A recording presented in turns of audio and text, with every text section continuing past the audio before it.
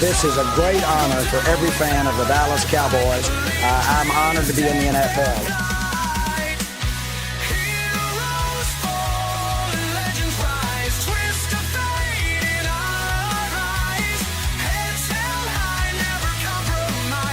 What can I say? Mamba out.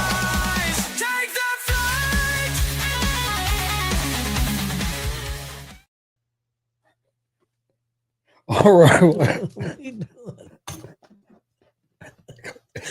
Hey, good afternoon, everybody. We're here at the Chris Choke Up Show. Oh, shit.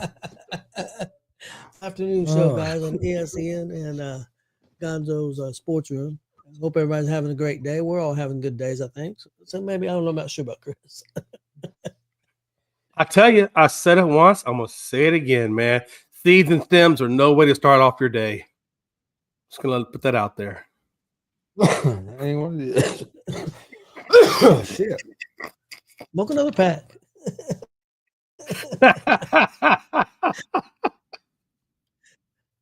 Well, guys. Oh, man. Games last night in NBA, of course, a couple of them was definitely what we thought. The Celtics, of course, won, and the Cavaliers won. We kind of expected that. I think the other teams are just kind of outmanned. But the interesting matchup was the Houston Rockets and the Golden State Warriors. Houston definitely played great defense. Butler did get hurt for Golden State. I think it was in the first quarter, wasn't it, Jay? Yeah, right at that first quarter mark. So that definitely had some effect on the game. You can't deny that, but how much effect? Because Houston played very well. I noticed that they did a lot better from the free throw line, and they shot a lot better from the 3-point line, and they had really good defense. But with Butler not in there, it's a lot. I seen some clips. They was all over Steph, and Steph not having that other option, he's in trouble. So if Butler don't come back, Golden State's done. And that's just my opinion. And they could get beat anyway. I'm not saying Houston can't beat them even with Butler on the team. I'm not saying that. But definitely, if Butler's not there, they're not a playoff team. That's just my opinion.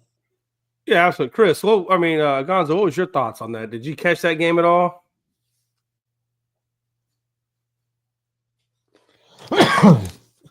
Excuse me. No,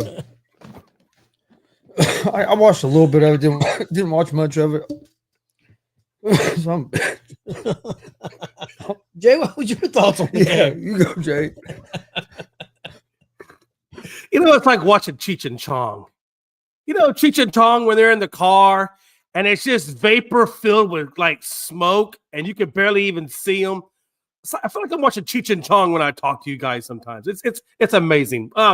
Having said that, yeah, Tony, man, it was a completely different game, honestly, with Jimmy Butler going down in the first, which, nobody ever likes to see anybody go down, especially the way he went down. I mean, he got upended underneath, and the way he landed, it was not a good sight, man.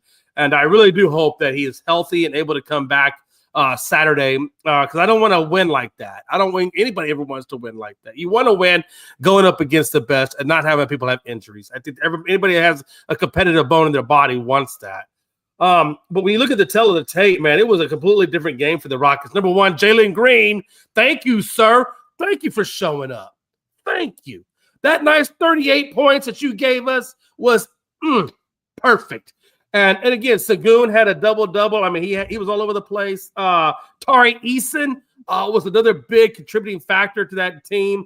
They were just getting help from all kinds of ways. When you go back and now you look at, the field goal percentage, it was at 45-41. But like you said, Tony, it was that 16 for 20 from the free throw line. Number one, that made a big difference. And also going from 20% three-point range in game one to 37.5 in game two was crazy. And I don't know if you guys caught it, but literally, I don't know if it was before halftime or right after halftime, but there was a stretch where the Golden State Warriors and the Houston Rockets made 6 consecutive threes. I mean, it was 3-ball here, 3-ball here, 3-ball here, 3-ball here. It was like watching ping pong 3-point plays. It was absolutely incredible to watch that level of shooting back and forth. It was crazy. But then, like I said, the key things were Houston out-rebounded them 47-33. We got them on turnovers. We got them. They got us on blocks at 6-4. Steals, we got them 9-7. But it was, and again, it was a points to the paint. For the love of God, man, it was 46-28 in favor of Houston. And I said it, Tony. I told you. I said if we go to the paint and we kick their ass in the paint, that's where we're going to get this win. That and also the increased field goal percentage, right? And free throw percentage. I mean, all those things come into play. Now, again, I'm going to keep it in perspective, and it was without Jimmy Butler. Jimmy Butler, you put Jimmy Butler in there, that gives him another 1-2 punch. And I still think that Houston would have came out with the win. I felt like this was just their game to take. Yeah. But going forward is going to be interesting, Tony. Can he come back Saturday? And if he comes back Saturday, what's he going to be like?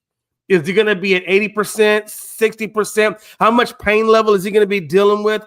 All that kind of stuff is going to affect him and affect that team ultimately. And I got to tell you, when you watch that Steve Kerr interview, he didn't look like it was very good. He didn't look very optimistic that Butler was going to be there, to the point where he even said, now we're going to have to find different combinations to see what we can do to battle the Rockets without having Jimmy Butler. And I'm sorry, SGA, I really wish you would have been here, because I would have gave you the most respectful reply, and that is you aren't resilient.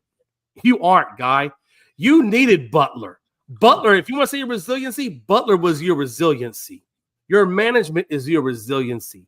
But without Butler, you aren't resilient. You're just another generic team that's going to get put by the wayside. And I think you saw that clearly in the 20 points that we beat you by without Jimmy Butler. Let's just be honest. I mean, Steph was having a pretty good year still before Butler got there. But once Butler got there, he caught fire. Because he's a game changer. They had another option. And, Butler even said, I'm Robin to Batman, what makes Butler so good, though? You know what really makes Butler so good is he doesn't have to shoot the ball. He actually doesn't want to shoot the ball. He actually looks to get other people involved. He looks for the assist. He looks for the pass. He looks for the defense. That's what makes Butler so dynamic, is he gets the whole team involved. Now, he can still shoot the rock, and when he needs to shoot it, he'll shoot it. But I just like how he's not selfish. That's what I like about Butler. He's not selfish. He actually wants Steph Curry, Draymond, all the guys to get the rock, and then he'll take it when he needs to take it. And I really think that's what that team needs. Is not because you can't have two ball hogs. One of them's got to give to the other. And I really think that the way Steph Curry and Butler operate between the two of them, they're not selfish. That they actually put the team first and they look for the best possible percentage shot and put people in position to score. That's what Jimmy Butler brings to the Golden State Warriors and what makes them such a hard team to beat. Chris, what was your thoughts on the game? If you can tell us. Yeah, I didn't. I watched a little bit of it, a little bit of the first quarter, but then after I saw Butler, I turned it on and Butler got hurt, and after that I turned it and was watching some other stuff. But if you look at the game, what won the game for the Rockets was the first quarter of that game. They only outscored Golden State the rest of the game by 4 points. Okay. It was the first quarter of that game is what in my opinion what won the game for the Rockets. Yeah. And even in the second half without Butler, they like I said, they only outscored the Warriors. Actually outscored them in the fourth quarter by a point, and they outscored the Warriors by like 2 points in the third quarter. So the Warriors played them pretty even in the second half. But if you look in the second quarter, I think the Rockets outscored them by like 4 or 5 points. But and in the first quarter is where the Rockets really done the damage. They got off to a great start. They got off to a real good start. But one thing I do know, only reason the Rockets won last night was because Jimmy Butler's hurt, and the only reason the Rockets will win this series is because Jimmy Butler's hurt. And nobody can tell me any different, because that's what everybody said about the Pacers last year when we beat the Bucks, and that's what everybody said about the Pacers when we beat the Knicks last year. Yeah. And they even tried to say it this year because game one Lillard wasn't there, and then we still whooped their ass with Lillard their game too. So sorry, again, I agree with you. 100%. You guys are in a lose-lose situation. You guys are in a lose-lose situation. Because if you guys win this series now, it's going to be because Jimmy Butler got hurt is what the narrative is going to be from everybody. And that exactly right. And that's why I said a minute ago, I need Jimmy Butler to be there. I want Jimmy Butler to be there because I don't want to have to hear, well, Jimmy wasn't there. So, you kind of limp your way into the win. No, I don't want to hear none of that bullshit. So I do want Jimmy to be there because if that gives a legitimacy that people can't question it. So you're absolutely gone. So you could be more spot on, yeah, absolutely, man. But I do want to say this. Tyrese Eason off the bench, that guy was lights out in the 24 minutes. He went 6 of 9, 2 from 2 from the arc, 6 rebounds, an assist, and 14 points. I mean, that's what you need. That's the 6 man you need coming in off the bench. The guy is going to give you that level of production. But again, 38 points, 16 boards by Sengun alone. Man. That's what we got, but we got to continue to play like that. And I do hope that Jimmy Butler, to round it out, I hope Jimmy Butler makes it back. Butler, we don't want to win without you, Bubba. We want to beat you. So that way they can't say, well, you didn't have Butler. So, yeah, absolutely. Yep. That's exactly, I agree with you guys. The Warriors needed somebody. They needed Kuminga to step up last night. If Kuminga or one other guy could have stepped up, they could have maybe had a chance in that second half. But without Butler, they need somebody else. Well, like I said, if everyone got off to such a bad start in the first quarter, and even if he goes down, maybe they have a chance. Maybe. I mean, I'm not saying, I didn't see any of the game. I was just keeping track of it at work. I saw all the first quarter.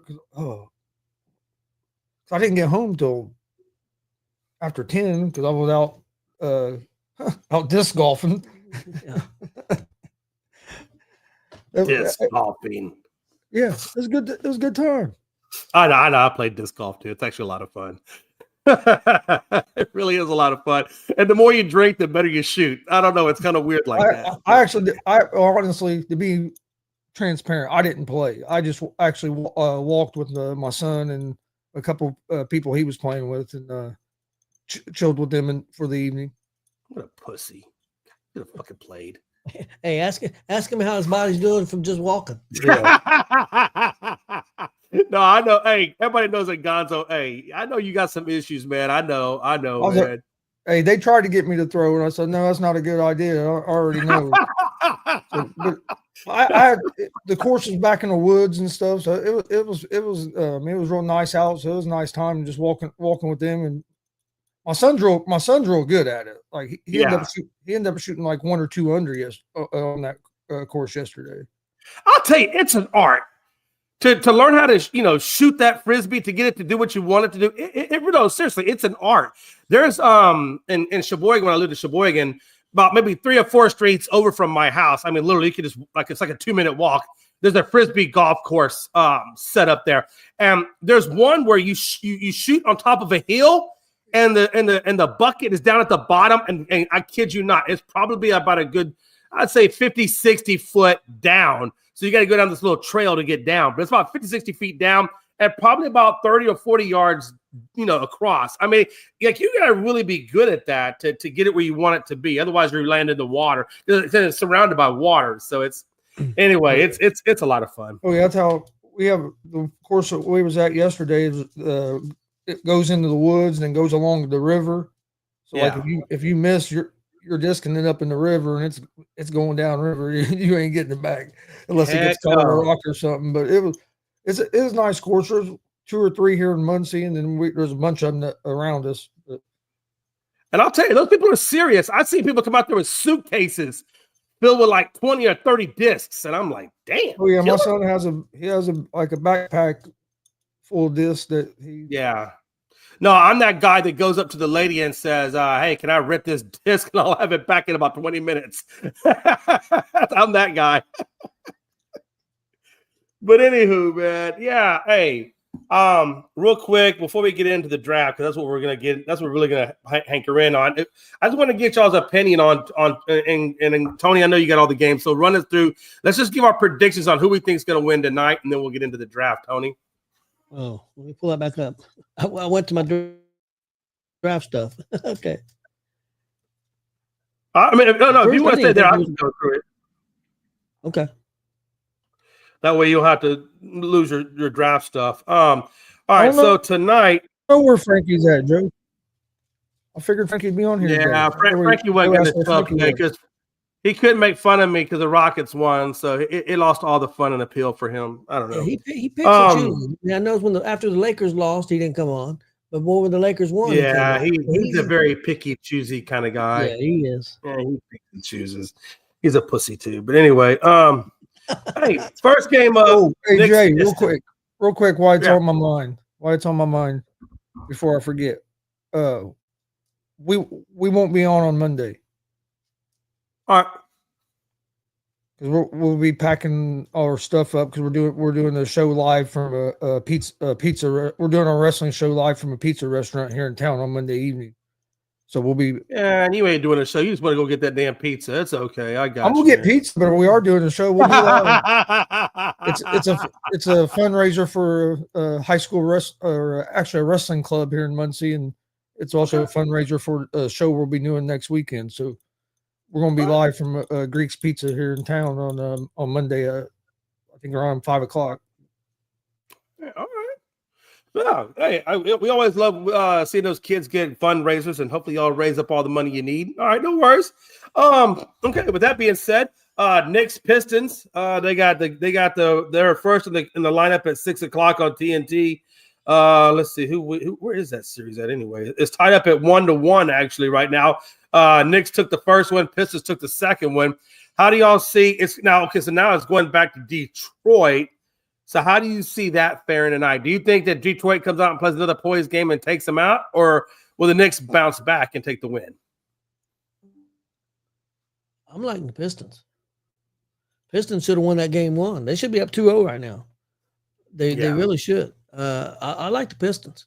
Again, they're giving up experience. I understand, and but I like the Pistons. Gonzo, who are you looking at? What are you thinking? No, son of a bitch. Excuse me. No, I actually love the Pistons here, especially because they have the Pistons as underdogs. Yeah. Plus 1.5, or you can get my plus 105 on the money line. Pistons should have won the first game. They were up by 20 in the fourth quarter and let the Knicks go on a 21-0 run and blew that game. And then and what I really liked about it was the Pistons bounced back that second game and took one in New York. It'd been easy for a young team after collapsing in game 1 to come out game 2 and not play with that kind of effort like you did game 1. So to see them bounce back and get that, I really like that. Plus, if you look at the regular season, I know it was regular season, but Pistons were 3-1. Pistons were 3-1. What's your favorite pizza topping? I'll get that in a minute. Pistons were 3-1 against the Knicks during the regular season as well. And I know there's a difference between postseason and regular season, but so the Pistons have played the Knicks well all season. So I really like the Pistons tonight. Be their first playoff game in Detroit for how many years? I would say a while. Yeah, quite a while. Because they haven't been very good for a few years. So this will be their first playoff game in Detroit for a while. That place is going to be rocking. I like the Pistons tonight. Joseph, what's your favorite pizza topping? Basically, like a Supreme with sausage, pepperoni, basically everything. Remember, this place has that barbecue pizza too. They make the pulled pork. Oh yeah, and they also sometimes he does a jalapeno pizza too, and I like it. They do a monthly special too. They'll create a monthly special, and you never know what it's going to be. And they run that every month, so it's a real good place. And then the owner's a super good guy too, real good for the community. But if I'm just ordering for like myself from like a place around here, a lot of time it's a thin crust buffalo chicken pizza with added jalapenos. Yeah, I could see you doing the sausage for sure. No, I'm just a pepperoni guy. I don't like all that craziness. I do pepperoni and mushrooms. That's really and I like the stuffed crust too, though, man. I'm a pepperoni and mushrooms. I love the stuff of crust. My damn son. Yeah. I like. Oh, is that what Austin likes? He likes pepperoni and mushroom. Pepperoni, mushroom. Dude, big on pepperoni. But he loves pepperoni.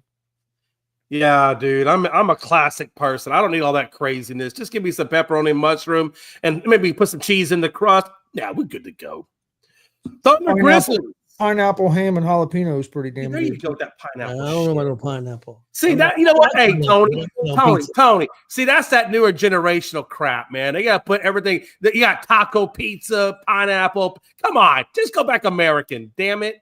What the fuck's wrong with the taco pizza? Goddamn. Yeah, now come on now. Don't be putting that. Hey, Mexicans got to break through somehow. Back off a little bit. I never forgot that, man. I went to pizza one day and had a taco pizza, and I was like, man, get the. Yeah.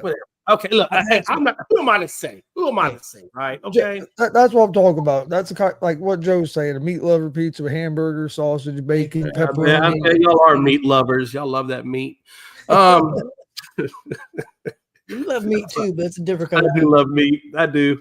I'm not gonna lie. I love some meat. He likes smoking that meat. meat. I love smoking meat. I do. I smoke the shit out of some meat. Oh shit! Man, my wife. Hey, you know what's funny? My wife.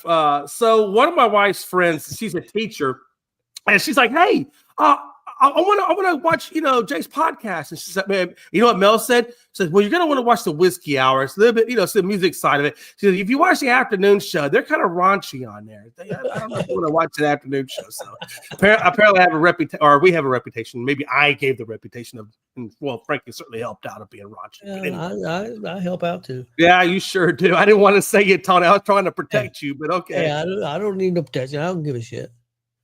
Hey, we're gonna get to the Detroit. He said, "Yo, what?" Mike, we're gonna come to that. Hold on. I got Detroit winning too as well. I think Detroit's gonna pull it out. And I think they're gonna go up 2-1, and we'll see how they go from there. Let's get to the rest of this. Obviously, everybody wants to talk draft. So Oklahoma City Grizzly. I don't think anybody in this panel, for the love of God, thinks that the Grizzlies got a shot chance in hell to win this game. I think we all kind of think that they're gonna sweep it. Does anybody have a difference of opinion there? Nope. Okay, I didn't think so because I know you'd be crazy to think.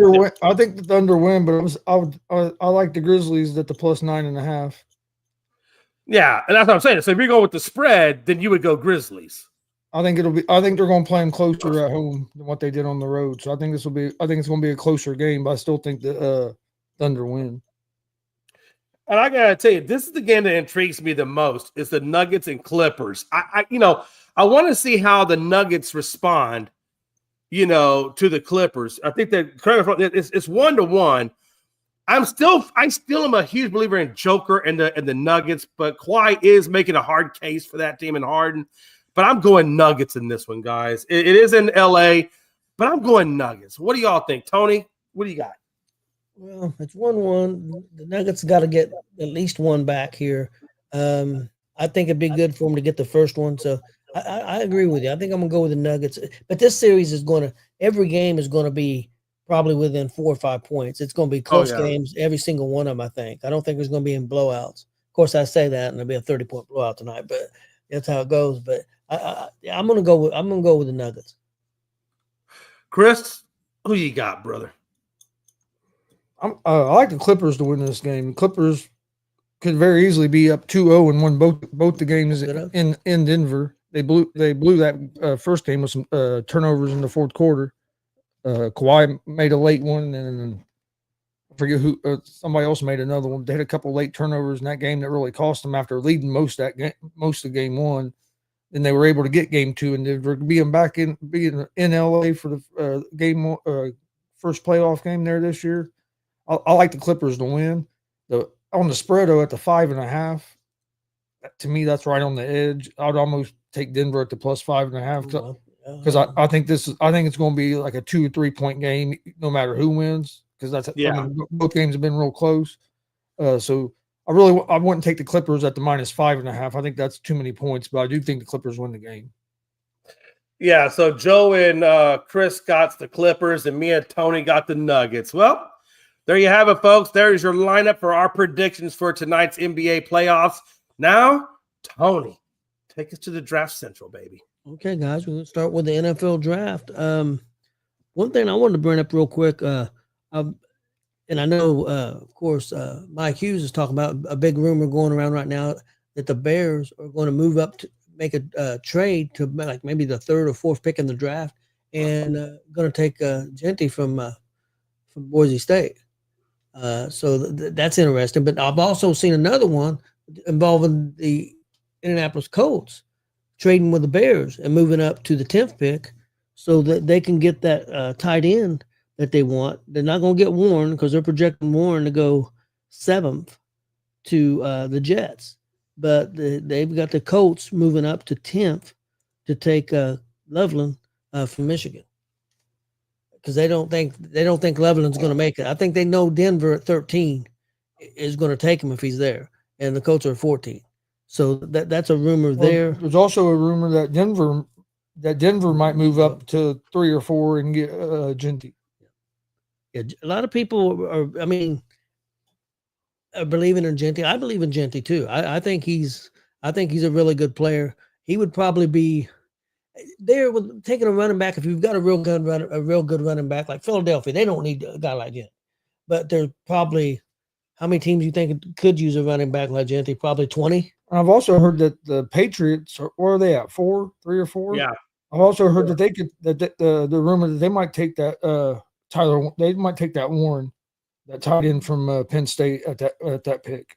I was hearing them. I think it was Daniel Jeremiah was talking about that on Dan Patrick's show earlier this morning. Well, the one guy that's been on McAfee, his name's Schrader. Yeah, Schrader. Yeah, he's got Ward going first to Miami. He's got Hunter going second to Cleveland. He's got Carter going to the Giants. I think Cleveland's making a mistake by not taking Carter. That's just my opinion. And there's people that think that if the Giants stay at 3, that they might take Genty instead of Carter. Okay. Got the Patriots taking Will Campbell, offensive tackle. They've got he's got the 5th pick Jaguars taking Genty, which I could see. That. I think the latest, the latest one I've heard mostly is the Bears. I think the Bears absolutely are going to trade up to 4. No, it's not to 4. Excuse me. They're going to trade up to 3. No, excuse me. No, I apologize. 5. Jaguars is who they were trading with. They were going to trade to the Jaguars at 5 and take Genty, which honestly, that's really all they kind of need on that offensive side. They had the offensive line. Why not put a guy like Genty there to complement Caleb Williams? Let's be honest, guys. You can have I think New York is the best example of this. You can have the best running back out there, but if you don't have the line to give him what he needs in space and things to operate in, it really does you no good. You got to have that line before you can have the running back. And that's why I feel like the Bears are probably the best team for Genty to go to because and I think Ben Johnson is salivating over getting Genty. I think he wants that. And once he has that, I think that's really all he needs for that offense to take off. Well, my thing is, with the Bears, we don't know if they have the good offensive line or not. Their offensive line was terrible last year. Yeah, they brought in some guys to try to make it better, but they don't know if it's better yet or not. So you're taking a risk. That's true. You don't. You're taking a big risk moving up to get a running back if you not knowing what kind of offensive line you have.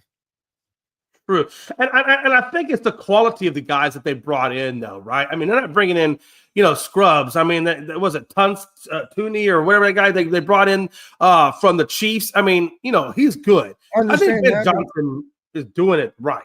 I understand that, but we've seen offensive line that's been the highest paid offensive line in the NFL and be one of the worst offensive lines in the NFL. So that's very true.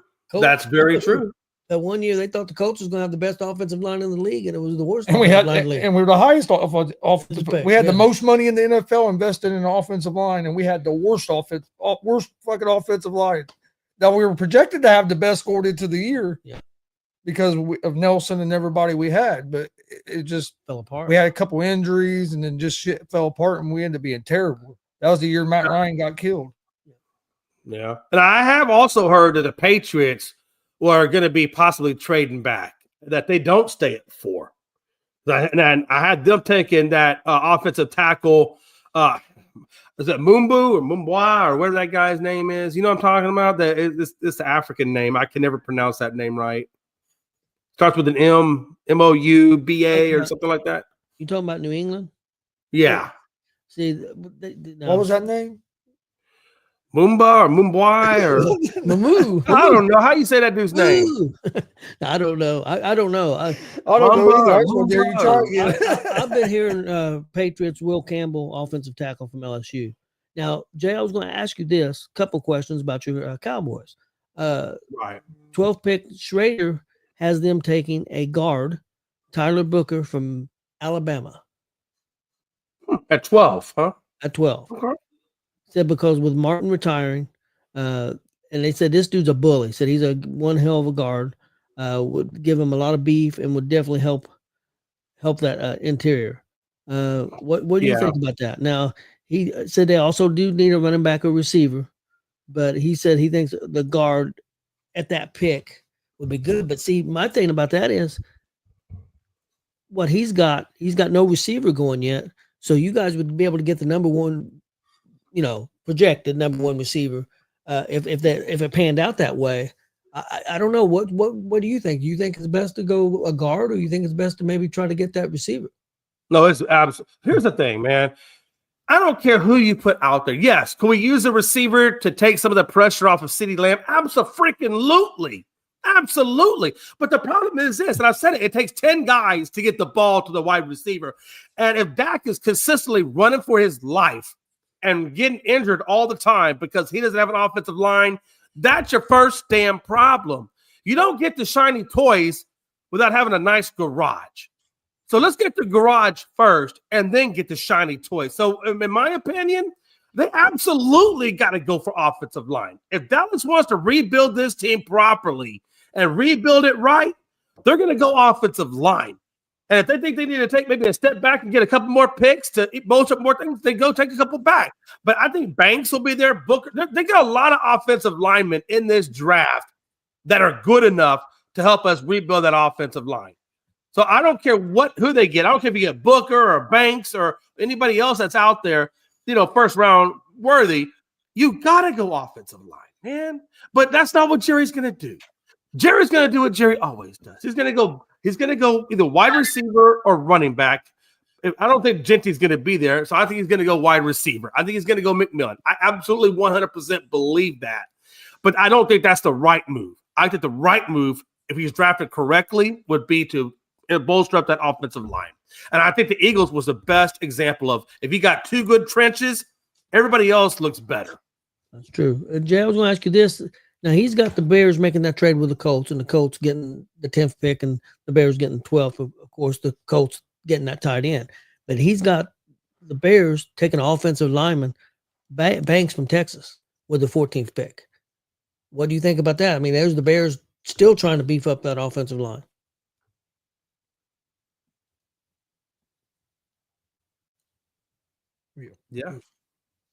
Yeah. I mean, and again, if that's what the Bears choose to do is beef up the offensive line rather than going for Genty. I mean, that I can't go against what I was saying. You got to have an offensive line, and if Gonzo, you make a valid point. We don't know. He brought in some guys, but we don't know if that's how it's going to pan out, right? So you got to beef up that offensive line and have a good offensive line before the shiny toys look really good. I do agree with Joe on here where he said if he was Cleveland, I'd take Carter. Too. The way everybody talks is a foregone conclusion that Cleveland's taking Travis Hunter, and right. I think that's a mistake. I think to me that's a mistake. At 2, I'm taking the pass rusher. I agree 100%. And put him on the other side of Myles Garrett. For 1's going to be scary, but for 2, we saw what the Eagles' defensive line was able to do against the Chiefs. If you can put pressure on people with just your 4, not having to blitz. It makes your defense so much better because now you have freaking 7 guys back in coverage because you don't have to bring no extra because your front 4 can get there. Yeah, so, I agree. I totally agree with that because here's the thing: even if you went and drafted Travis Hunter, which Travis Hunter is kind of the unicorn, right? The problem is you still don't have nobody to throw the damn ball to him. So Travis Hunter offensively is not going to be as potent as he could be because there's really no true quarterback that they had to get the ball to him. And even if you put him at the secondary, if you don't have a front 7 that takes the pressure off of the secondary, what value is it really there? I think a guy like Travis Hunter would help out a team that already has other key pieces in place, and he could go in there and do what Travis Hunter does. I think a guy for Cleveland, and where Cleveland is currently constructed, you put a guy like Carter in there opposite of Myles Garrett, he's going to have an absolute impact right up off the rip day one.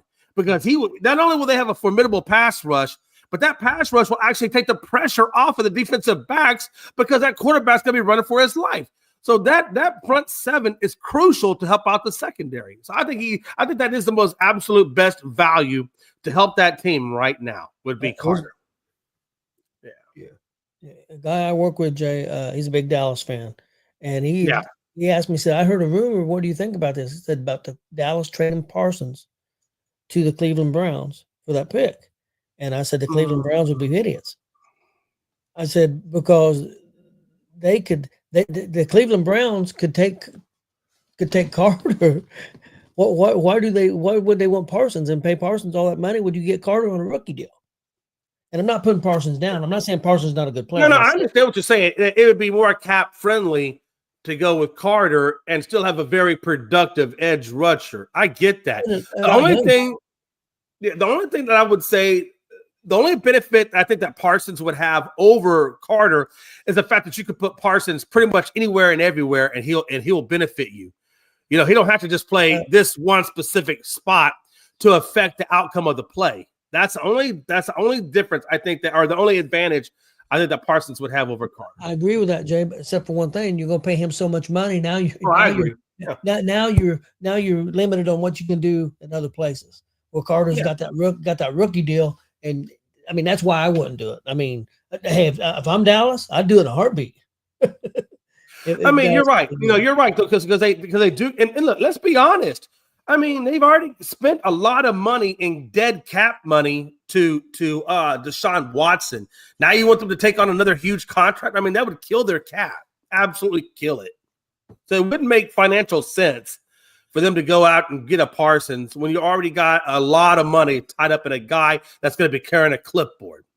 One of the picks that I thought was really interesting, if it happens, of course, it's just projections, but projected at 19, he has McMillan from Arizona going to be the wide receiver with Tampa Bay with the receiving core they already have. Wouldn't that be something? Where's Tampa at right now in the draft order? 19th. Yeah, that would never unless Tampa is able to squeeze up. He's not going to be there at 19 though. They'd have to trade up. And I don't know if they're going to be willing to trade up, but they'd have to trade up to get McMillan. Yeah, he's even got Golden, wide receiver from Texas, lasting to 23 to the Packers. That's what I was saying. They can still get a good wide receiver. Because look, let's be honest, there's not a whole lot of wide receivers. I don't think they're going to be taken in the first round, and there's still a lot of good wide receivers out there. Golden would be a good one.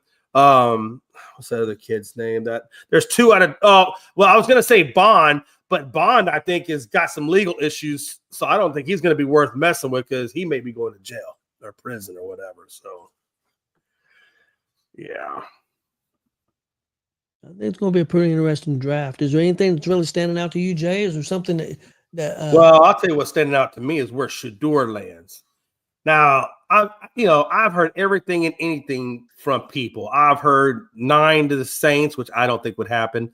I've also heard 21 possibly to Tomlin because Tomlin apparently loves Shedeur and thinks the world of Shedeur. Possibly could go at 21 to the Steelers. And then I've also heard him going at 29th, I think, is to the Browns again, I think, if I'm not mistaken. I think Mina on First Take, it's either First Take or Get Up I was watching, and she was predicting them to go 29th in the draft. So 29 is Washington. So I don't think Washington. Yeah, or no, not. It may be 20. Who's at 26? 26 is Giants. Well, he's got a trade happening here. This guy does, and he's got the Giants taking Jackson Dart at 26. Yeah, I mean, and that's another guy that's out there, Jackson Dart. There's been some reports that Jackson Dart could go higher than Shedeur Sanders. Because Dable is a huge Jackson Dart guy, and I wouldn't be surprised if the Giants made a move to grab Jackson Dart. Shedeur is just a very interesting phenomenon to me because I remember when he was they were predicting him to go 1 and then he slides down. Who knows where he's going to go? Honestly, at this point, there's so many destinations he could wind up at. I think Cleveland would be honestly a good destination for him to be honest with you. I think him and Stefanski, and the way his style of play is, and the fact that they don't have to throw the ball downfield, which helps out Shedeur because he doesn't have a strong arm anyway. He does a lot more over the middle passing. I think Cleveland would be a good spot. I don't think it really matters when you go as much as it matters as to where you go. And I think that's really the biggest thing, right? Yeah. Chris, I was going to ask you, what do you think the Colts are going to do in the draft? I think we both agree that they want to get a tight end, and they may even move up to get one. But after that, let's say they do that. Where do you think that they're, I know they got 7 or 8 more picks. They're going to lean defense. They're going to lean offensive line. What do you think? I think they're going. They're going to try to get the tight end, and after I think it's going to be cornerback, and I think defensive line. I think pass rushers. Maybe another linebacker. I wouldn't be surprised if they try to add some offensive line depth too, because we did lose Kelly. I mean, so we could go offensive line, but I would say they're going to go for a corner, and then it'll be defense and offensive line. Let me ask you this: what if both tight ends are gone that they want? They can't move up, they can't get them. What do you think? You think they go offensive line? They'll probably do like they did last year, go best available, and they end up going with that one of the better pass rushers. So it could be offensive line, or it could be the defensive line, whoever they think is the best available. That's what they ended up doing last year when they got that Latu or whatever his name is, and he had a pretty good rookie season for us.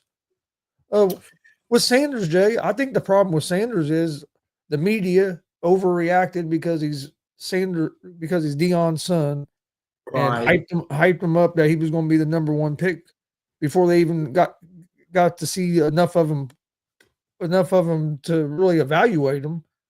And then now if these guys are coming out and saying that he isn't a first round talent, then people are trying to say they're just hating on him. How can he go from a guy that was going to be a first pick overall to now he's not a first? They're just hating on him because of this or that or that. Or it's just something. For one, it got hyped up too quick, and for two, some of these people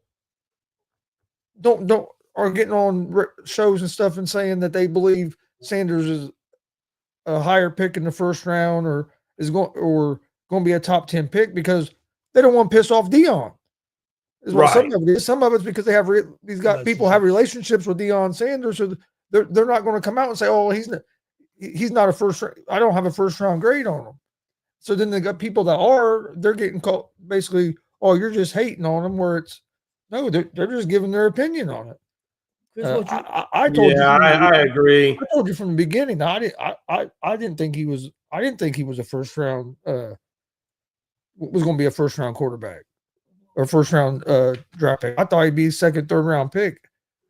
The quarterbacks in this draft just wasn't real impressive to me. And Sanders, if you watch him play, one thing that worries me a little bit is we didn't get to see him. It wasn't like he was in the SEC, Big Ten competition. And another thing is, if you watched out their offense, most of his passes are behind the line of scrimmage. Yeah. Most of his passes are screen passes. Everything's right there. I ain't seen enough of them trying to. People say his offensive line was terrible. Some of that was also him holding on the ball too long, kind of like what Caleb Williams was doing last year with the Bears. Some of it was, but don't get me wrong, his offensive line wasn't great, but he didn't help matters by holding on the ball as well. I agree with Redbeard. I think Shedeur's talent, I don't know if it really lives up to all the light. And I think that's what you're saying, Gonzo, to a certain point, is it doesn't live up to the hype. And I'll be honest with you, that entitled attitude that he has, like you said, I don't think that helps the matter either.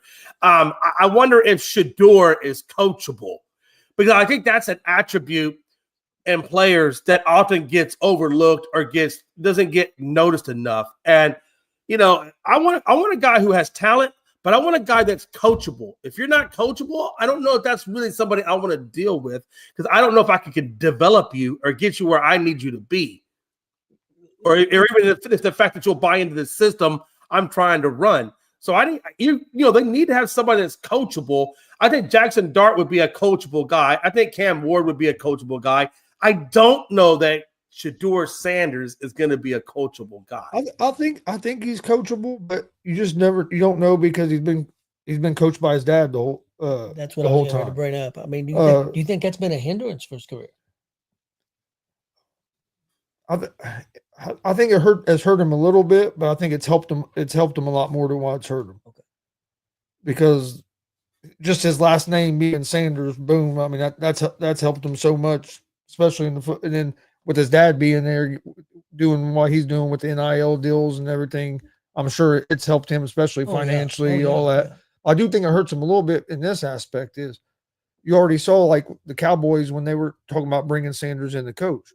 Well, some of these teams might be reluctant to bring in Shedeur because he gets there, they try to start him, he ain't doing good.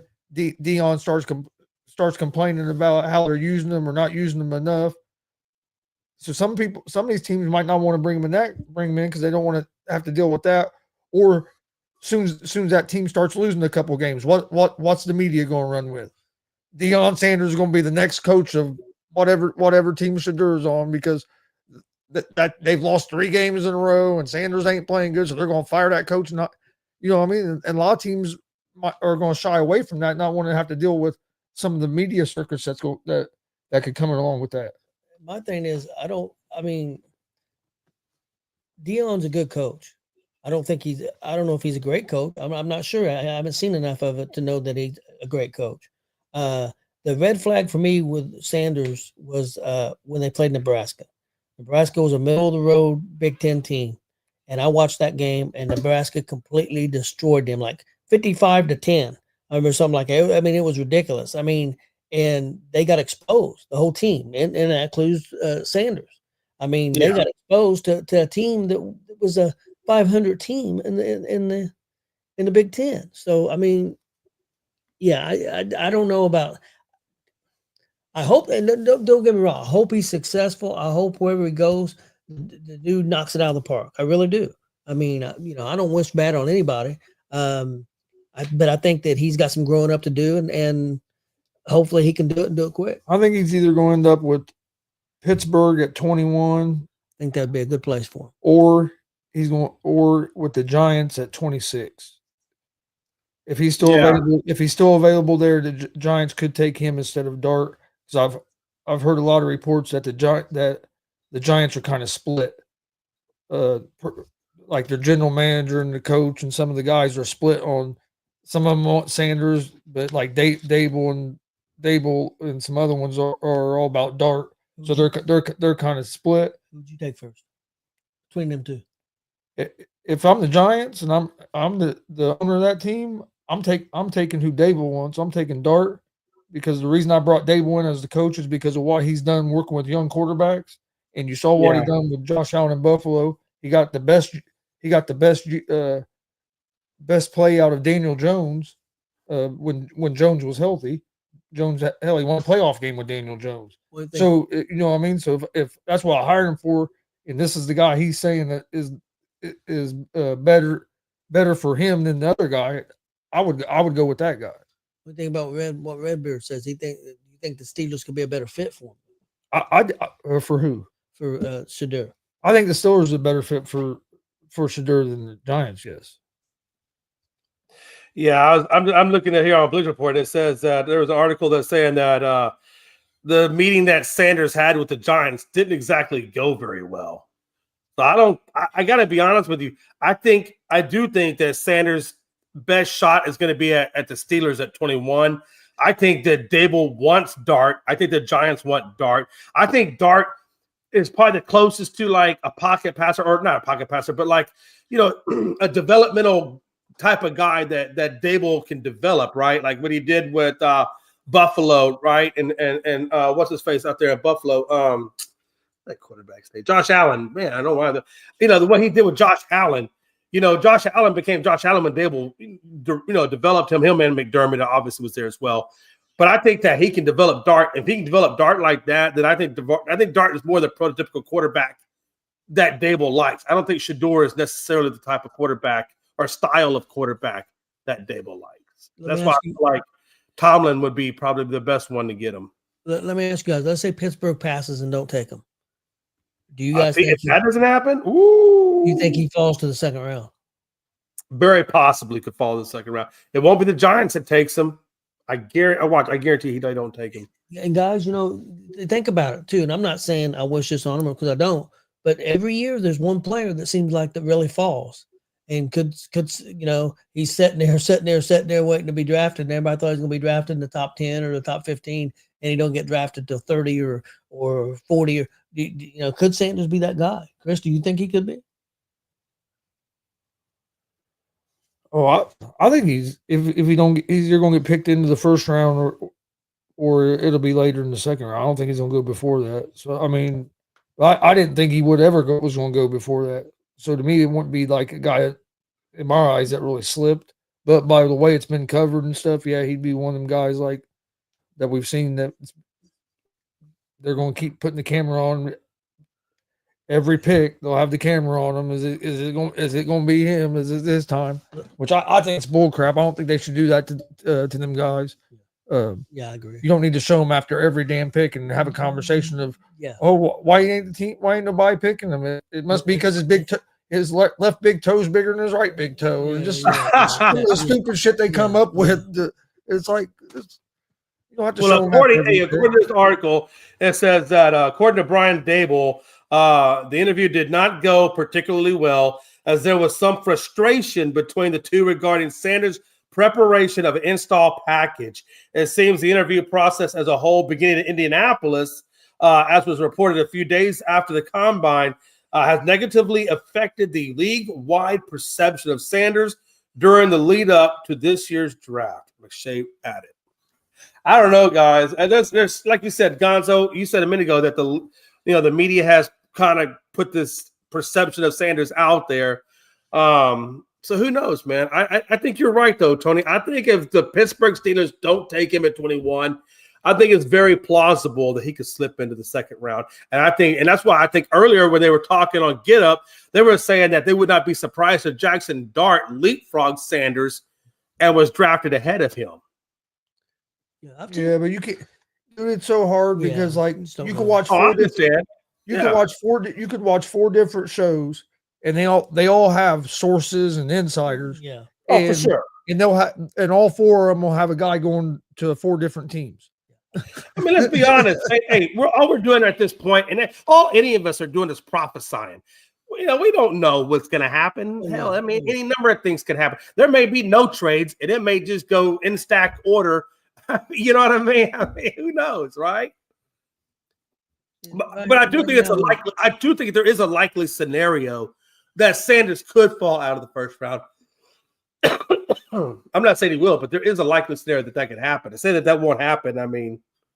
Let me ask you guys this real quick. What do you think with Tennessee? They got the number 1 pick. Everybody says they're going to take Ward at quarterback. I'll ask you first, Chris. Do you think that's the right move, or do you think it's a mistake?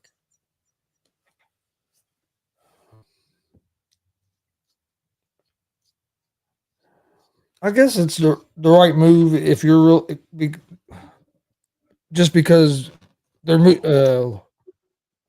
not sold on Levis, and if you're sold that Ward's the guy, you have to go with the quarterback. Now, me personally, I don't know if I'm sold that he's the guy, so I don't know if it was me if I would draft him, but I mean I see what Tennessee's trying to do.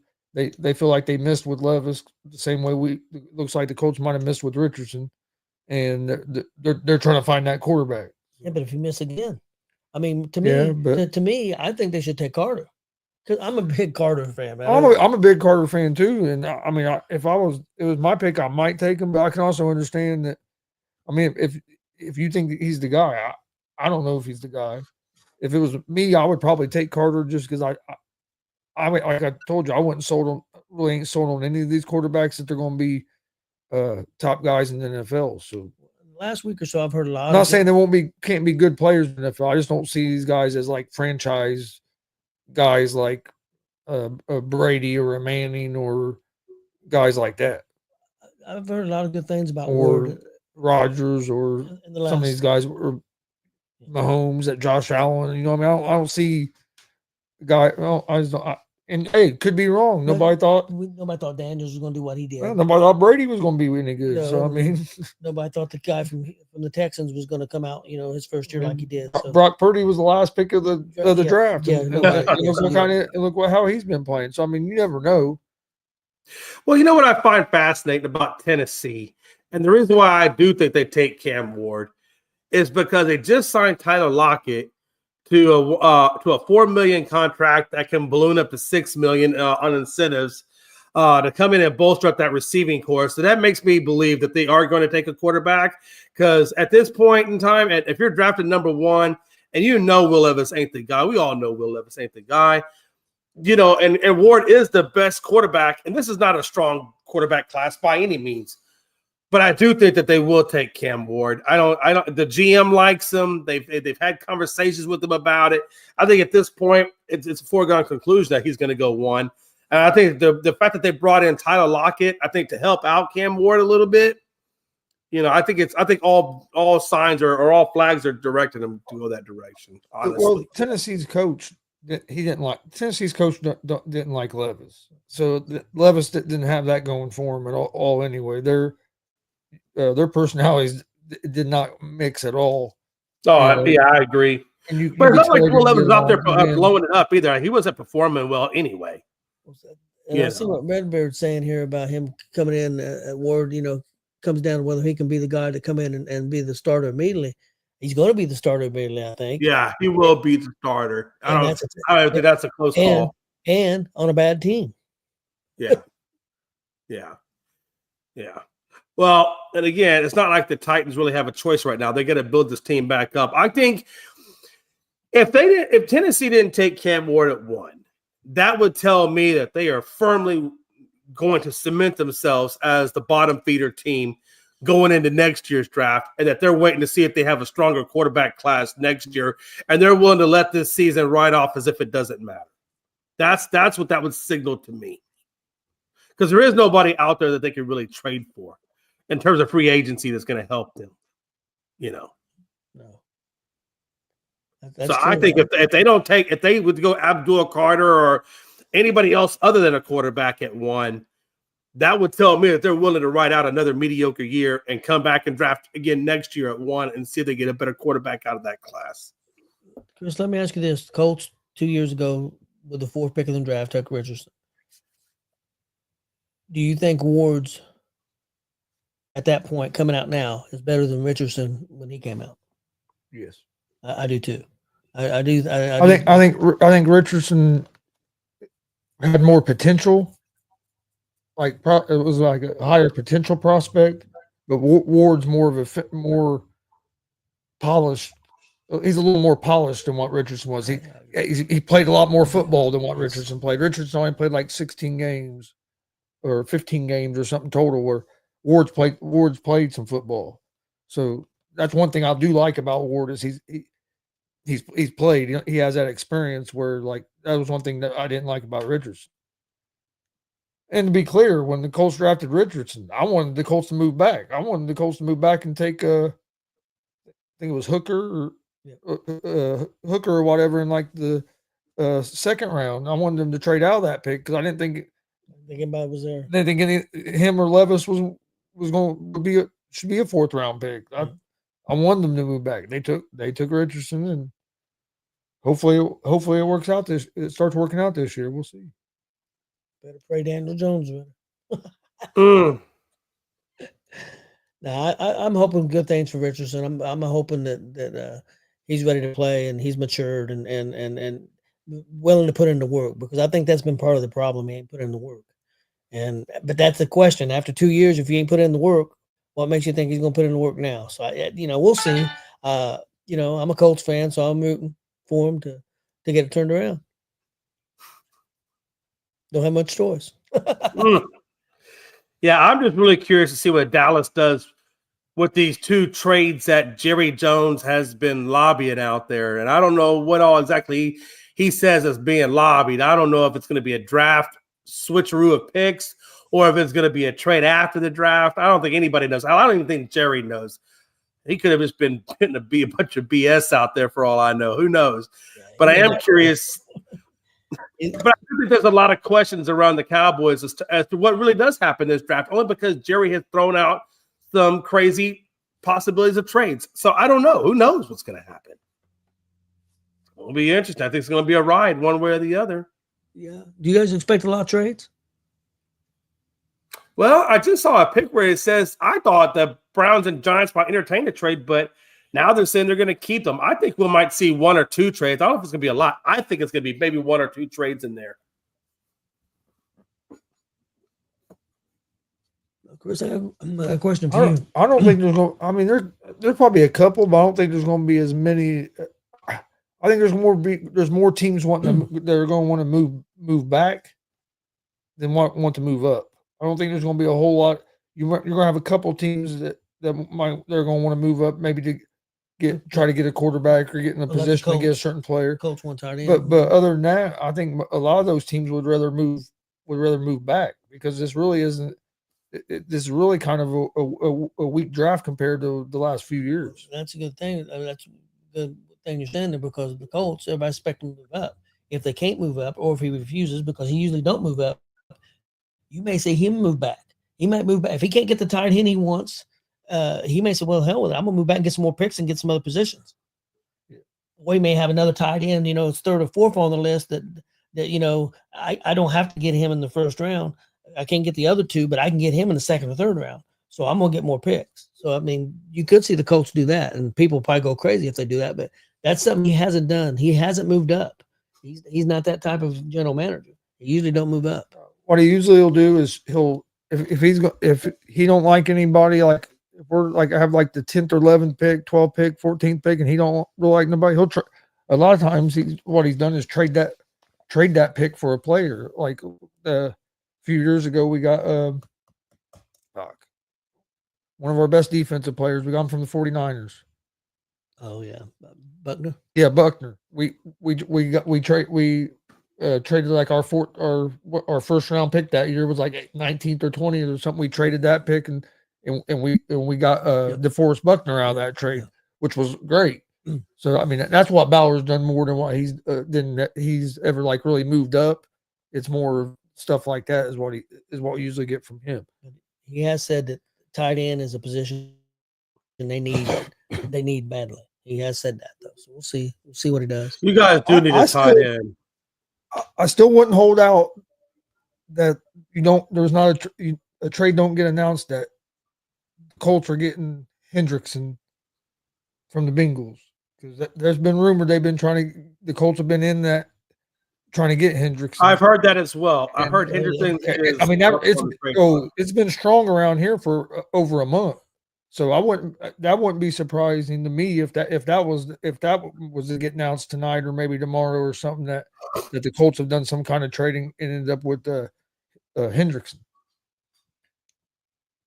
What a time to be! And you got to remember, our new defensive coordinator was Hendrickson's defensive coordinator for the last few years there in Cincinnati. That's true. Jay, if you so I'm sure. Lou Amarillo would love to have Hendrickson back on the squad. No doubt about it. I would love to see us spin him.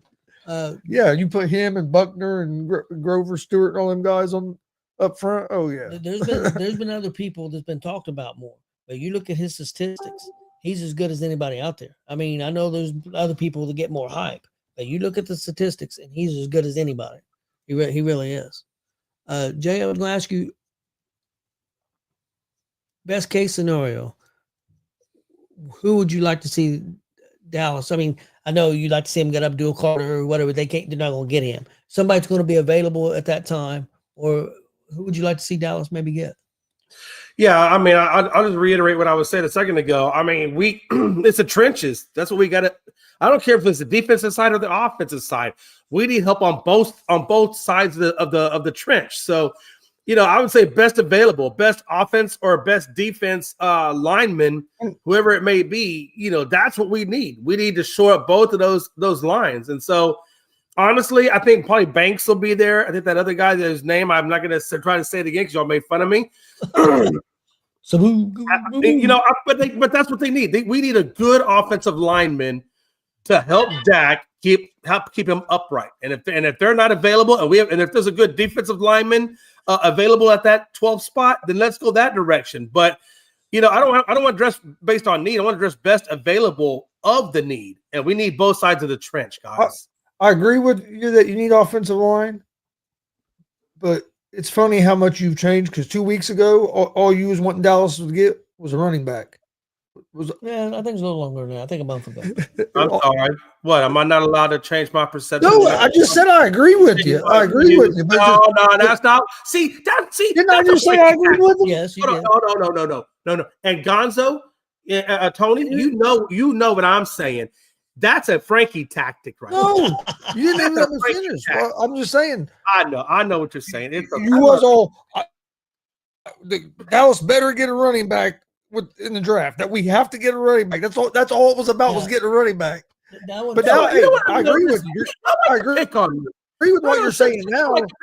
Now what you're saying makes a lot more sense. What you're saying now makes a lot more sense. And not only that, especially. So basically, I went from being an idiot to being somebody that makes sense. Okay, I got it, man. I appreciate it. We educated you. Okay. Well, that's fine. You know what? Nobody needs better education than this guy. The system failed me. I got left behind. Hey, now Joe, you probably not gonna like. Joe wants a running back or a receiver. Yeah, I know. Joe wants all the flashy toys. He said, "I would like to see us take a running back or wide receiver." I mean, this is what's going to happen. Joe wants the toys. Jerry Jones going to draft a punter. Jay, man, I mean, he's old. He might make a wrong decision. Oh shit! Now I forgot what I was going to say. I'm getting old. Jay, let me ask you this: what channel do you watch the draft coverage on? You watch ESPN? Do you watch NFL Network? What you watch? I think it's on ABC. Yeah, ABC does it. ABC, too. It's the same as ESPN. You need to get rid of it. Yep. You need to go to YouTube. Yep. Or ESPN Plus and watch. Okay. Watch the Pat McAfee show. Draft Spectacular. It's the best draft show out there. I've watched it for the last. So he actually does do the picks. I mean, he does the draft himself and everything there. Yeah, they have. Last year, he's set up live at the draft, and they go through. They announce, they'll show the pick, talk about it, everything, just like they do on the other channels. Yes. But he's going to have Peter Schrager on there with them, and Mike McCarthy is going to be on there with them tonight as well. Last year, when I search YouTube, what am I searching? Pat McAfee draft, or what am I searching? Just type in Pat McAfee show, and it'll come up. Yep. The link's already on there for the show tonight. No, I'll watch it. I mean, I got YouTube, so I'll Pat McAfee show. All right, I got you. I'll watch it on there for sure. No worries. Yeah, it's outstanding. That's the one I watched every year. I watched it since he started doing it, but the last 2 years he's been live at the draft, and it's been good. Well, I like Pat McAfee anyway. He's so much more entertaining. Yes. Than the rest of them. So I'm down for Pat McAfee. If he's going to do the, I didn't know he was doing the draft. I'm glad you actually told me. And if anybody else out there, Joe and check out Pat McAfee. Apparently he's doing the draft on YouTube. I'll watch it. It's like his best. It's like his one of his biggest shows of the year. Like they get the most views. It's all because his one guy does an impression of Mel Kiper, and they call him Mad Mel. He'll be dressed up as Mel Kiper and be talking like Mel Kiper all night and stuff. They have fun. They have fun, but it's still very serious. But it's informative and they cover. It's good. Hey, Belichick was outstanding. Belichick was awesome on there. He was outstanding, man. Who would ever thought Belichick had a personality? Certainly not this guy. He does. He does. He told a story on there about when he was trying to trade for Randy Moss when he was trying to make that trade happen on draft day, and he called Randy Moss, and Randy Moss hung up on him. And so he called him back, and Randy Moss thought it was somebody messing with him when he said, "This is Bill Belichick." And Randy Moss, who's messing with me? Who's breaking me? And would hang up on him. It took him like 3 or 4 times to finally get Moss to believe it was him. Hey guys, we got somebody new on here. Universe Galaxy. Want to talk about Michael Jordan fans or the worst sports fans of all time? I don't know about that. Come on, I'm a Michael Jordan fan. Hold on, Universe Galaxy. Are you related to SGA Sports Channel by any chance? I don't know. Is that like an affiliate or anything like that? I'm just curious. That's just me being curious, honestly. I agree. I agree, Redbeard. When Saban, Saban's another one has great personality, and who would ever thought that Saban had a personality? I love that commercial when he does the people like they're gonna stay at the house for a rental, and he goes, "It's like a no fun zone and all this." I'm like, that sounds so Saban. yeah, Saban's good when he's been on there with Pat too. Yep. But yeah, it's a good draft show. It's the one I would prefer, or I would recommend to watch. I'm sad that Belichick ain't on there. Belichick was outstanding last year. I think Mike McCarthy will be real good on there. I think McCarthy will be good. Yeah, Jay, watch it. Well, motherfucker, why weren't you that smart when you was coaching the damn team? You actually sound smart. What the hell? Why couldn't you do that for our damn team? Damn. He said Will Campbell to the Patriots. You may not get that, Frankie. Y'all may be trading out of that fourth spot. We'll see if that holds to fruition. Yeah, it'll be him. He'll have AJ Hawk, and Darius Butler, and all his normal guys on there with him, and then he'll have Mike McCarthy. That's a guy that has pretty good takes too. Is Butler? Oh yeah, Darius Butler does very well. Yeah, I like D-Butt. Yeah, Frankie. SGA, he didn't show up today. I kind of figured he would. He'd probably be there crying in his Cheerios. Don't worry. I'll get it set up. I'll get it set up. He'll be back tomorrow. After he took it so hard, what happened to what's his name not winning the match, Mysterio winning? Oh yeah. He took that so hard. Butler getting hurt. He may have hung himself. Who knows what the hell happened? By the way, I firmly, if you ever have those issues, please call the suicide hotline. Don't take the SGA route. I'm sorry, guys. I'm old. I'm senile. I'm just kidding. He didn't hang himself, and I don't want to hang himself. Well, you did fall off a ladder, so I mean, we don't know if there's any mild concussions or TBI. I heard the Patriots might take Genty with that pick. I've heard that rumor too. Oh, what a time to be alive! If they take Genty with no offensive line. Wonder how Frankie would think about that, them getting Genty. I think Frankie'd be happy. You know, and that's the thing, though, man. Is he really going to be effective? Because they don't have an offensive line either. How effective is Genty going to be with no offensive line? They've brought in some guys to try to revamp it. They're trying to see if that works. See if it works. Yeah, well, I know one of the needs that they have a pretty good guard or offensive tackle. They have a pretty good running back with Stevenson. I mean, if you add a guy like Genty in there, that'd be a great. Look what Jahmyr Gibbs punch. Look what Jahmyr Gibbs did for the Lions. How that helped open their offense up. He said you can still build a line that's a 7-round draft. Yeah, you fill it with a bunch of what, 4th and 5th rounders. Okay, that sounds like a winning attitude. Hey, Jay, you say that, but I tell you what, the Colts have hit on their 4th and 5th, 6th rounders probably more than they have their 1st and 2nd rounders. No shit. He does. That's one thing I will give them credit. They do very good with their 4th, 5th, 6th, 7th round picks. Wow. He does a really good job with that. And that's why I don't mind him moving back. What a time to be alive, man. Didn't do too good on when we had a number 4 pick in the draft. We didn't do too fucking well, but it usually does pretty good though. Because think about the other time we had a high pick, we took Quentin Nelson. I think that pressure got to him. I think they felt like they had to get a quarterback. And that was the time they should have moved back. They should have moved back, and they didn't. They fell to the pressure, and it may have been the owner. The owner may have told me at a time. I mean, who knows? Because they had the 5th pick, and the 5th pick the one year, and they took Quentin Nelson. And there was people, you're going to take an offensive line? Yeah, offensive lineman like Quentin Nelson, you definitely use a number 5 pick on. Redbeard says about Genty being linked to Jacksonville. I've seen that too. He says he thinks he'd go Hunter or Grant. I don't think Hunter will be there at the 5th pick. Do you? It would be very difficult for Hunter to make it to 5. That would be very difficult. Because honestly, I think if Hunter was there at 4, that the Patriots, if they stuck to the 4th, would take Hunter. I do too. I would be very surprised if he made it to 5. If he makes it to 5, I'll probably fall out of my chair and be like, "What the hell?" If Hunter goes 4, Frankie will probably cream and shorts. I don't think I would. Yeah, it'll be Patriots at 5. This right here is going to be an unpopular take, but I don't think I would take Hunter with the top. I don't think if I had the top 5 pick, I'd take Travis Hunter. Nah, now you're just smoking stems and seeds. No. That Okay. shit must have Well, hit you. Okay, listen. He's not considered to be too much of a better wide receiver than any of the other wide receivers in this draft. Correct? He's considered to be right there with them, with the McMillan and them guys, but not like he's a lot better wide receiver than them.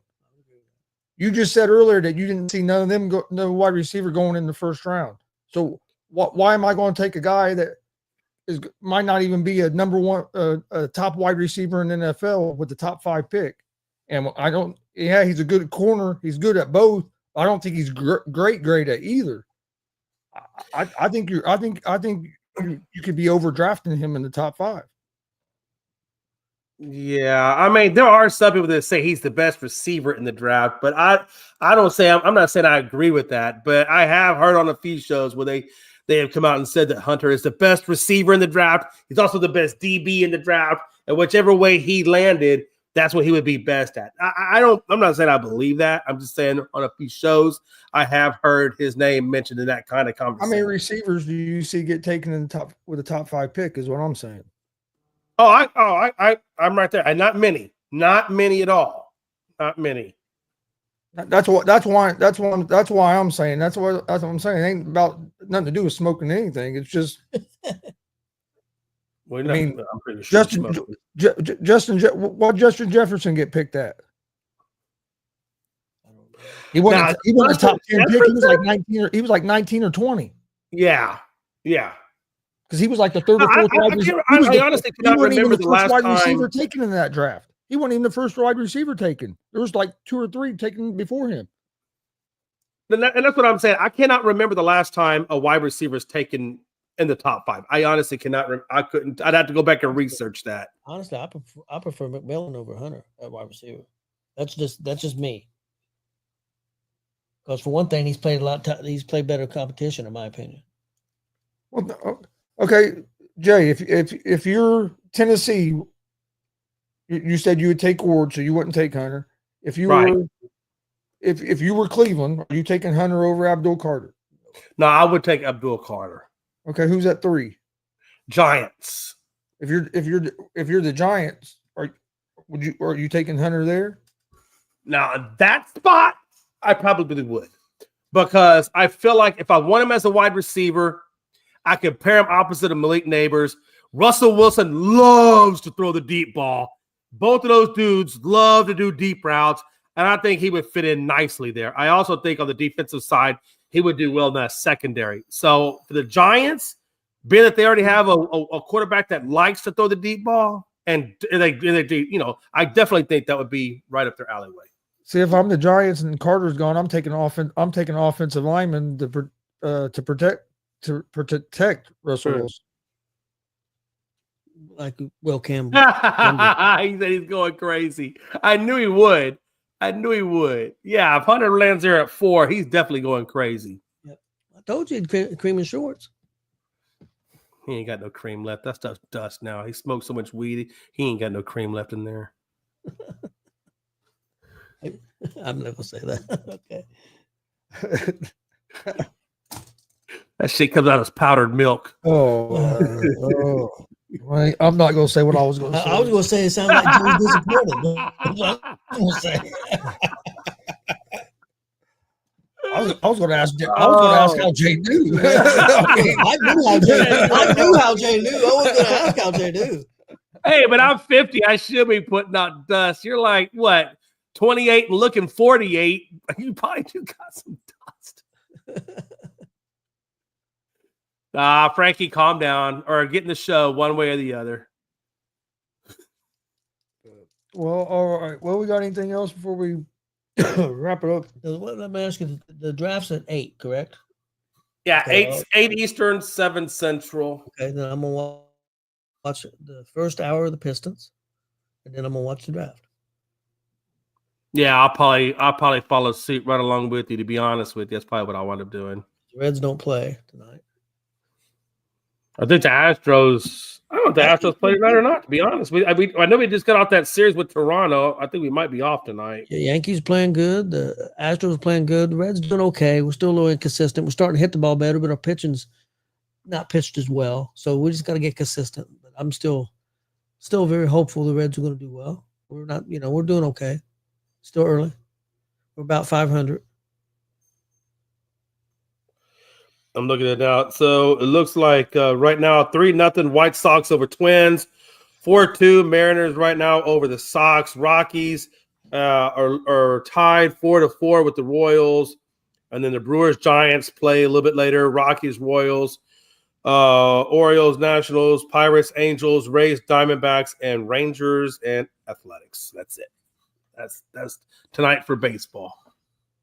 Yeah, I was just tracking that, Joe. We're off today, so hopefully the Rangers will lose to Athletics, Joe, and then that'll get us one step closer. Wait a minute.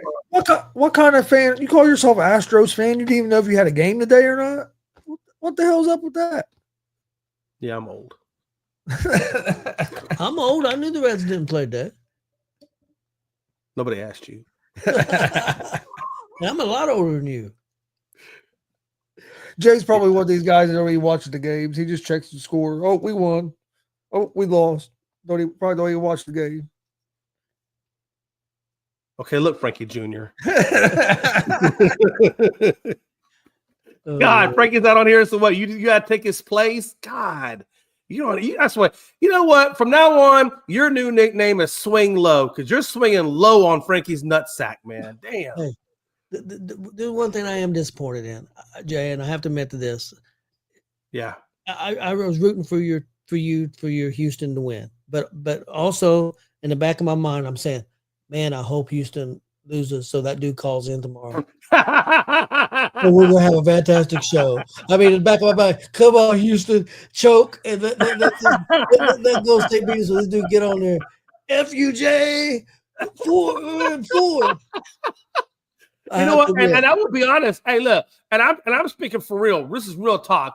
I literally, when I started watching the Houston game, I said, you know what, man? I'm gonna hold true to what I said. If they don't get the win tonight, I am gonna go on there. I'm gonna be a man of my word. I'm gonna take it like a champ. Of course, I didn't have to do that, but I was ready for it because I knew Frankie was gonna be on there again after Butler got hurt. He probably said if they would have just lost and Butler was healthy, that'd be one thing. But Butler's hurt, don't know if he's gonna come back. He probably don't even want to go to game 3 now. I don't want to go damn game now. So the tickets, Dad. He said, "We know you. Hush your mouth, Frankie." Grandpa Simpson yelling at the. Oh yeah, jeez, boy! I tell you what. All right, I'm about to get out here. Hey, real quick, if you don't mind, Tony. Hey, so May 9th, I'm going to go ahead and bring it up on the screen. May 9th, we are going to be interviewing on the Whiskey Hour, Makes My Blood Dance. For those of you who don't know, right now, Makes My Blood Dance is actually on tour with Power Man 5000. Apparently, that tour is going pretty well. And I look forward to having these guys on the show May 9th at 3 p.m. Central, 4 p.m. Eastern. And I'm going to give you a little teaser clip. So I'm going to show you one of the videos. And yeah. Not to interrupt, just want to ask a question. Do you know if we're going to get any kind of copyright if you play it? No, because I've already got this video in their email that they sent to me. So no, it's all good. Okay, here we go. That's not what that is. Okay.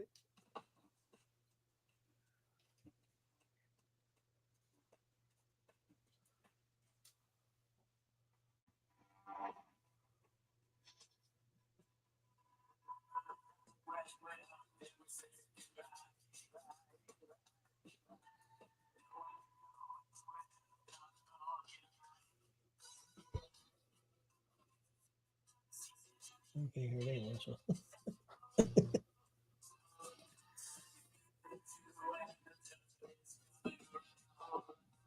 It's heavy metal, I assume.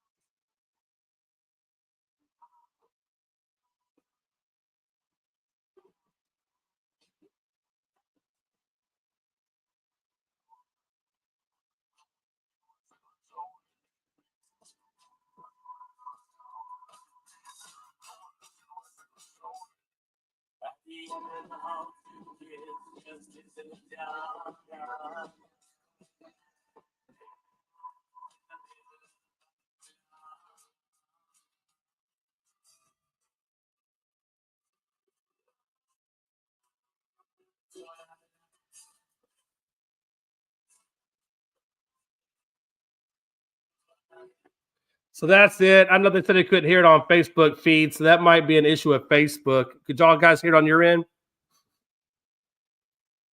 A bitty bit. Yeah. Hopefully it'll come out better when we show it on May 9th. But like I said, it's kind of like a disco metal band. I like them because it's like metal music you can actually dance to in the club environment. So it's got a good little ring to it. So we'll see how that rolls out. But okay, I gotta ask, Jay, do you go to the club and dance? man, back in the day I did, killer. Okay. Back when I had 2 good knees. Oh yeah, Jay was all up in that shit. Yeah, Jay was all up in that shit. Smoke a little acid. Yeah, fuck yeah.